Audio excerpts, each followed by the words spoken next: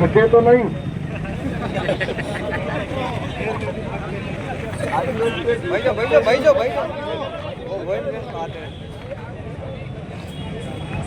सबसे पहले आज जो यात्रा भापरदेव से शुरू हुई और बाबरी अपील की धरती पर आकर यहाँ पर विश्राम कर रहे हैं, मैं उन तमाम साथियों का धन्यवाद करना चाहूंगा जिन्होंने इस जन चेतना यात्रा के लिए सोचा, और उन तमाम कार्यकर्ताओं का, सबसे विशेषकर माता बहनों का जो वहां से चलकर यहाँ तक आई।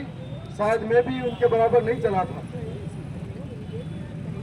इस यात्रा के कई महत्वपूर्ण विषय थे जिसको लेकर गांव-गांव के अंदर एक आक्रोश पैदा है। इस यात्रा के महत्वपूर्ण बिंदु के अंदर पहला बिंदु यह था कि राज्य प्रशासनिक सेवाओं के अंदर 6.5% प्रत्येक आरक्षण की व्यवस्था अनुसूचित क्षेत्र के नौजवानों को मिलना चाहिए। और पूर्व में भी हमने पूरे संभाग के अंदर जब आरक्षण महारैली निकाली थी तब भी यह विषय रखा था। उसके बाद में हमारी एक महत्वपूर्ण मांग है कि सारी भर्तियों के अंदर जो न्यूनतम उत्तीर्ण अंक लागू कर रखा है वो न्यूनतम उत्तीर्ण अंक इस टीएसपी क्षेत्र के लोगों के लिए बाध्यता हटाई जाए। आपकी जानकारी के लिए बता दूं कि पिछली बार जब सत्र चला था राजस्थान की सर्वोच्च महापंचायत के अंदर आपका भाई इन बेरोजगारों की पीड़ा समझते हुए राजस्थान की सरकार के सामने भी इन मांगों को लेके गया था। सरकारें अनदेखा कर सकती है, वो हमारे लिए बहरी गूंगी हो सकती है, लेकिन आपका भाई बहरा नहीं है, गूंगा नहीं है। जब तक न्याय नहीं मिलेगा लड़ता रहेगा सड़क से सड़क तक। इन मांगों के माध्यम से मुझे मालूम था कि नौजवानों की पीड़ा क्या है। आज राज्य प्रशासनिक सेवाओं के अंदर 12% आरक्षण राजस्थान के अंदर है, लेकिन मेरा भाई यहाँ से सुबह उठता है, अपने घर का काम करता है और उसके बाद में फीस छुटाने के लिए प्रयास के गाँव में मजदूरी करेगा, या फिर अपना भाई कोई कोचिंग के जाने से पहले अहमदाबाद या गुजरात में जाकर पैसा जुटाएगा, उसके बाद में महंगी कोचिंग तक जाएगा। और एक भाई ऐसा भी होगा जिसको इस परिस्थिति का सामना करना नहीं पड़ता हो। हमारे पास टैलेंट की कमी नहीं है, बल्कि हमारा जीवन शैली संघर्ष भरी है। हमारे यहाँ पर जो आदिवासी है पहले से कई समस्या से जूझ रहा है।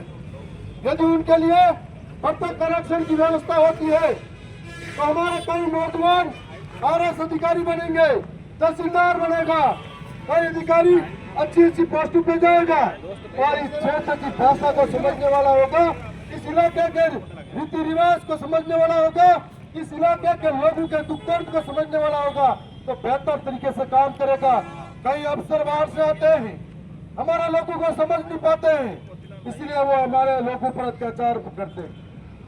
दूसरी बार मैं यह भी कहना चाहूंगा, हमारी तीसरी महत्वपूर्ण मांग थी कि हमारे यहाँ के बांधों का पानी हमको मिलना चाहिए। मैं भी ये कहता हूँ कि राजस्थान के अंदर रहने वाला हर इंसान प्यास से नहीं मरे, सबको पानी मिलना चाहिए। मैं इस बात का समर्थन करता हूँ, लेकिन इस बात का विरोध करता हूँ कि आज आजादी के बाद भी जो आदिवासी उन बांधों से विस्थापित हुआ अपनी पहचान के लिए लड़ रहा है। मेरी विधानसभा के अंदर भी कई ऐसे आदिवासी है जो मई से विस्थापित हुए, कटौना से विस्थापित हुए और आज भी उनको विशेष मूल निवास प्रमाण पत्र नहीं मिला है, आज भी जमीनी मालिकाना हक नहीं मिला है। सवाल यह उठता है कि क्या जिन्होंने घर चढ़े, जिन्होंने जमीन चढ़ी, क्या उनको पानी पर पहला होना चाहिए या नहीं होना चाहिए? हमारी मांग ये है जो सरकार इसको समझे और सुने कि जाखम का पानी आप राजस्थान के किसी कोने में ले जाने से पहले दमोतर के आसपास के इलाके में जो लोग रह रहे हैं उनको पानी मिलना चाहिए। माई कडाना के आसपास के जो विस्थापित लोग हैं, आप गुजरात को पानी पिला रहे हो, लेकिन माई कडाना के किनारे पर बैठा व्यक्ति पैसा मर रहा है। अन्नौर, तलाट, कुफरकोट और प्रतापगढ़, बांसवाड़ा, डूंगरपुर और अलग अलग हिस्सों के अंदर पानी मिलना चाहिए। आपने सुना होगा कि हमारे एक महान चौपड़ी के टीआरडी मंत्री है, उन्हीं के इलाके में एक बांध बनने जा रहा है। 3 बार उन लोगों को भर भर के माउंट आबू के पीछे जमीन दिखाने लेके गए। जमीन हम छोड़ेंगे, विस्थापित हम होंगे, पर पानी से वंचित हम होंगे, ये नहीं चलेगा।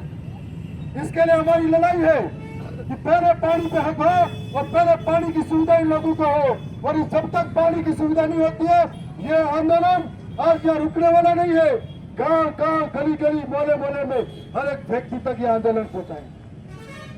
हमारे पास बहुत ही बड़ी मांग है कि जब पूर्व में 33 जिले थे, 31 जिलों के अंदर मेडिकल कॉलेज थी। जब 31 जिलों के अंदर थी, राजस्थान के अंतिम छोर पे बैठा है प्रतापगढ़, यहाँ का एक एक आदिवासी मूलभूत सुविधाओं के लिए तरसता है। जब इन आदिवासियों के लिए मेडिकल कॉलेज की व्यवस्था नहीं होगी तो हमारे लोग नर्सिंग में कहां से आएंगे? हमारे लोग या मेडिकल स्टाफ की कमी होने पर कैसे पूर्ति करेंगे? यदि हमारे पास मेडिकल कॉलेज होता तो कई नौजवानों को झुंझुनू, सीकर, जोधपुर जाने की आवश्यकता नहीं पड़ती। हमारी चौथी मांग, आज की तारीख में बारिश होने के बाद में फसल खराबा हो गया। जब हमें पता है कि इस बार मानसून का सत्र बुलाया गया था राजस्थान की विधानसभा के अंदर, हर एक किसान टकटकी निगाहों से माननीय भजनलाल सरकार की तरफ देख रहा था कि इस बार हमारे ऋण माफ होगा, फसलों पर बीमा होगा और फसलों पे हमको और ये जो वृष्टि हुई है, हमारी फसल नष्ट हुई है, उसका मुआवजा मिलेगा। और इस उम्मीद के साथ में मैं भी राजस्थान की विधानसभा के अंदर गया था, क्योंकि मैं किसान का बेटा हूँ। एक एक दर्द को देखा है जब खेत की पाली पर बैठा किसान अपने अन्न उगाने के लिए कई आंखों में सपने लेके बोता है, और इस बीज के साथ में अपने माँ बाप को सुरक्षित रखने का सपना बोता है। इस बीज के साथ में अपने बच्चों की अच्छी पढ़ाई के लिए सपने बुनता है। इस बीज को बोने के साथ में जब फसल खड़ी होगी, अच्छा भाव मिलेगा तो मेरे बेटे बेटी की शादी होगी, ये फसल, ये सपने बोता है। जब फसलें नष्ट हो जाती है तो उसको मालूम पड़ता है कि यहाँ का किसान बीज के लिए कई बार मजदूरी करके पैसा जुटाता है। यहाँ का किसान खाद बीज के लिए घंटों लाइन में लगता है, उसके बाद में एक बच्चे की तरह इस फसल को बड़ा करता है। जब वो नष्ट हो जाती है तो सरकार अनदेखा करती है, तब हर एक किसान खून के आंसू रोता है। और इस तरीके से किसानों के साथ में बड़ा जालिम जुर्म होता है। मैं आज सरकार के सामने भी हमने अपनी मांगे रखी हैं, सड़क पे भी हम लड़ रहे हैं। आपसे भी कहना चाहेंगे कि सरकारों को, चाहे मैं हो या कोई भी हो, हम जीत गए तो 5 साल हमारे हैं और एक दिन आपका होता है। वो एक दिन कौन सा है वो तय कर लो तो सरकारें घुटनों पे आने पे तैयार हो जाएंगी। इसलिए हमको सोचना पड़ेगा। और आज मेरे को कई भाई बता रहे थे कि प्रतापगढ़ जिला हमारा जिला चिकित्सालय है। पूर्व में नंदलाल जी मीणा मंत्री थे तो हमें बेहतर लगता था। जब राजस्व मंत्री हेमंत जी बने, हमें लगा कि हमारे जिले को मंत्री मिला है, बहुत सारे काम आसान हो जाएंगे, जमीनों से विस्थापित होना कम पड़ जाएगा।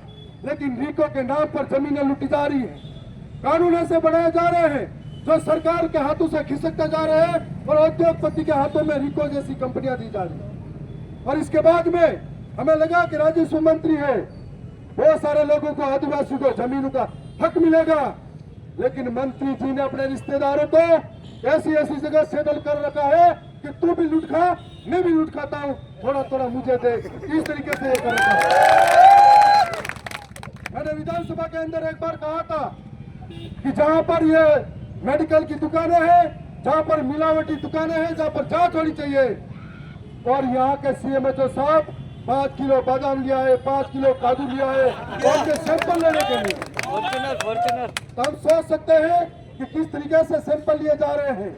जब ये जिला चिकित्सालय है, हमारे गरीब लोग जिनको एम्बुलेंस से प्राइवेट पैसा लगाकर यहाँ तक नहीं आ सकते, और यहाँ पर सारी एम्बुलेंस का सेटिंग बेकार रखी है। यहाँ से पेशेंट जाएगा उदयपुर की कनक हॉस्पिटल में भर्ती होगा, यहाँ से पेशेंट जाएगा फलानी फलानी हॉस्पिटल में भर्ती होगा। मैंने वहाँ के सीएमएचओ साहब उदयपुर से भी जब बात की थी कि यहाँ के अनजान लोग हैं, वहाँ आ जाते हैं, मुसीबत में होता है तो कहीं न कहीं जाना ही पड़ता है, और ऐसे में उनसे लाखों रुपये वसूले जाते हैं, उनकी जिंदगी से भी खिलवाड़ होता है। जब ये जिला चिकित्सालय है, यहाँ के पूर्व में भी जो नेता थे वो भी कहते हमने बहुत कुछ किया, अभी के वर्तमान में मंत्री हैं ये भी कहते हैं बहुत कुछ किया, यहाँ के सांसद है वो कहते हैं हमारी डबल इंजन की सरकार है। अब पता करो धुआं किधर से निकाल रही और ये नेता धर्म की राजनीति करते हैं, दौड़ के दरियावन में आते हैं, लेकिन खुद की लोकसभा में हालत बुरे हैं। प्रसव के दौरान बच्चे तड़प के मर रहे हैं हॉस्पिटलों के अंदर। जहाँ पर कोई एक्सीडेंट होता है, कोई हादसा होता है तो बड़ी साथी से या दरियावन से बेहोशी का डॉक्टर बुलाया जाता है, जबकि ये जिला चिकित्सालय है। यहाँ पर मैंने सुना है कि जांचें बाहर करवाई जाती है और यहाँ पर बेडशीट के नाम पर घोटाले होते हैं, कई मशीनें खराब पड़ी हुई है जिसकी ओर ध्यान नहीं दिया जा रहा है। जब कहते हैं हमारी सरकार हम करवा रहे, ये करवा रहे, तो क्यों नहीं करवाते हैं जनता की बात को। आज जब सरकारें बदली थी हमको लगा था कुछ बदलाव होगा, लेकिन अब ऐसा लगता है कि किरदार बदले हैं लेकिन नाटक वही पुराना चल रहा है। अभी टीआईडी विभाग का जिक्र किया था, आपने सुना था कि राजस्थान में तीसरी सबसे बड़ी पार्टी भारत आदिवासी पार्टी है। हमने जब भी विधानसभा का सत्र चला है तब तक मांगे रखी है, तब तक हमने सरकारों के सामने टीआईडी का भ्रष्टाचार खोला है। आपने देखा होगा इस बार प्रश्नकाल के दौरान पूर्व के टीआईडी मंत्री ने वर्तमान टीआईडी मंत्री से एक सवाल किया था कि हमारे इलाके में कितना पैसा खर्च हुआ और कितना पैसा अभी तक दिए चुके हो। उनका जवाब क्या था? 211 लाख रुपए। कितना होता है? 2 करोड़ 11 लाख रुपए। और घोषणा कितनी की थी? 1500 करोड़। और दूसरी बार कितनी हुई थी? 1750 करोड़। आज टीआईडी विभाग के नाम पर बाहर से अधिकारी आ रहे हैं, उन्होंने बंटाधार कर दिया है, हमारे गरीबों को चूस के खा गए। हॉस्टलों के अंदर, सिरोही के अंदर से घटना सामने आई, अखबारों की तस्वीरें बयां कर रही है कि हॉस्टल के खाना खाने के बाद 6 बच्चे बीमार हो गए, एक बच्चा गंभीर घायल अवस्था में चला गया। अब हमारी मौतों पर भी राजनीति होने लगी। लोगों को धर्म जाति पर राजनीति करने का शौक है, लेकिन गरीबों के मुद्दे भूल गए। शिक्षा, स्वास्थ्य, रोजगार के नाम पर वोट चाहिए था। और आज आप सब यहाँ पे सड़कों पे बैठे हो, कितना पैदल चल कर आए हो, तो जब चल कर आए हो, जो तकलीफ आपने देखी है, आगामी पंचायती राज का चुनाव आ रहा है, ठान लेना कि नेताओं को भी ऐसे ऐसे गलियों में चलाना है। मैं भी नेता हूँ, आपके साथ सारी गलियां पार कर जाऊंगा। हमें याद रखना पड़ेगा कि जब चुनाव आएगा वो लोग धर्म की बात करेंगे, आप लोग शिक्षा पे अड़े रहना। जब चुनाव आएगा वो लोग दारू मटन की बात करेंगे, आप लोग किसान के हक की बात पर अड़े रहना। वो लोग चुनाव आएगा तब आपको बांटने की बात करेंगे हिंदू मुस्लिम में, आप लोग हमारे आने वाले कल के भविष्य की चिंता को लेकर अड़े रहना। आप लोग अड़े रहना, आप आने वाले समय में वो लोग फिर से आएंगे, भड़काएंगे, और जब आपको उनको लगेगा कि ये मजबूत है और वास्तव में हम मजबूत हैं, तब वो दोनों जो दूर दूर से हमको लगता है ना, कभी इस गली का कुत्ता मिलता है, कभी इस गली का कुत्ता मिलता है, तो जब दोनों मिलते हैं तो खूब लड़ाते हैं, और जब लड़ाई खत्म होते ही दोनों साथ में निकल जाते हैं। अब ये भी ऐसा ही करेंगे। चुनाव आएगा, लोगों को दिखेगा बार बार से खूब लड़ रहे हैं, लेकिन प्रतापगढ़ की होटलों में दोनों साथ में मिलकर प्लानिंग करेंगे कि पंचायती राज में कैसे रोका जाए। लेकिन आज यहाँ के जो तथ्य सामने आए, अभी और भी चर्चा होगी इनके बीच में। इनका कहना है ये यात्रा सिर्फ सांकेतिक धरना था, सांकेतिक यात्रा थी, अगली यात्रा 15 दिन की हो सकती है, 1 महीने की हो सकती है, और अगली यात्रा गांव गांव गली गली में आए और ये जन चेतना हर एक व्यक्ति तक पहुंचेगी। मैं आपको विश्वास दिलाता हूँ, सड़क पर बैठ के जिन मांगों को आप पर्ची के माध्यम से दिखा रहे हो, सड़क पर बैठ के यहाँ पर जिन मांगों को आपने सबके सामने रखा है, राजस्थान की विधानसभा के अंदर आपका भाई सड़क की बात को सदन तक लेके जाएगा, ये वादा कर रहा है। और इस बार राजस्थान के सदन के अंदर जब मैं बैठा तो आपके सदन के अंदर जनता की आवाज को मैंने एक भी दिन खाली नहीं जाने दिया। एक भी दिन अगर मैं बैठा हूं और दिन में मेरा 2 बार नाम नहीं आया तो मैं सदन से बाहर देता। आगे भी आने वाले समय में आपने मुझ पर भरोसा किया है, क्योंकि आपको लगता है कि आपके नेता बेरे हैं, आपके नेता गूंगे हैं, बोल नहीं सकते हैं, आपके नेता लड़ नहीं सकते हैं। मेरे पे भरोसा किया है, मैं आपके भरोसे पे खड़ा उतरूंगा, ये बात दिला रहा हूं। और अभी बहुत सारी ऐसी समस्या आ रही है। आज यहाँ पर चैतन्य यात्रा का हमारा समय था, पर नहीं होता तो तय के साथ में शहीद स्मारक पे एक धरना जो झालावाड़ को लेकर चल रहा है, शायद उसमें भी शामिल हो सकते थे। वहां पर न्याय दिलाना भी जरूरी था। आज जगह जगह पर आदिवासी के साथ जो अत्याचार हो रहा है, आपको समझना पड़ेगा। वो हमको धर्म पे लड़ा रहे हैं, लेकिन धर्म ऐसे धर्म के अंदर जहाँ पर हमको नीचा दिखाया जाता है, ऐसे धर्म के अंदर हमको लड़वा रहे हैं जहाँ पर हमारे साथ न्याय नहीं होता हो, ऐसे धर्म के अंदर लड़वा रहे हैं जहाँ पर यदि स्कूल की छत गिर जाए या किसी के साथ बलात्कार हो जाए या फिर कोई और मामला हो जाए, हम सड़कों पे लड़ते रह जाएंगे लेकिन हमको न्याय नहीं मिलेगा। और दूसरी ओर जो धर्म पे लड़वाने का काम कर रहे हैं, यदि उनके साथ में कोई गलत हादसा हो, घटना हो, तो सबसे पहले सरकारें उनको मुआवजा देना तय करती है। तो सोचना पड़ेगा, जो लोग हमको गालियां देते हैं, समझना पड़ेगा आज ही के दिन में एक रैली और निकली थी। अब उस रैली को समझना पड़ेगा, एक दिल्ली में बैठे हैं और एक प्रतापगढ़ में बैठे हैं, बराबर फागलों से जाए। इसलिए आपको समझना पड़ेगा, आज की इस यात्रा के अंदर शामिल हुए तमाम पत्रकार बंधुओं जो निष्पक्षता के साथ में हमारी खबरों को जन जन तक पहुंचाएंगे, उनका आभार करते हैं। पुलिस प्रशासन जो बहुत दिनों बाद में पैदल मार्च करके यहाँ तक आए हैं, उनका भी बहुत बहुत धन्यवाद करते हैं। तमाम वॉलंटियर, तमाम साथियों ने जो इस कार्यक्रम को बेहतरीन बनाया, उनका धन्यवाद करते हैं।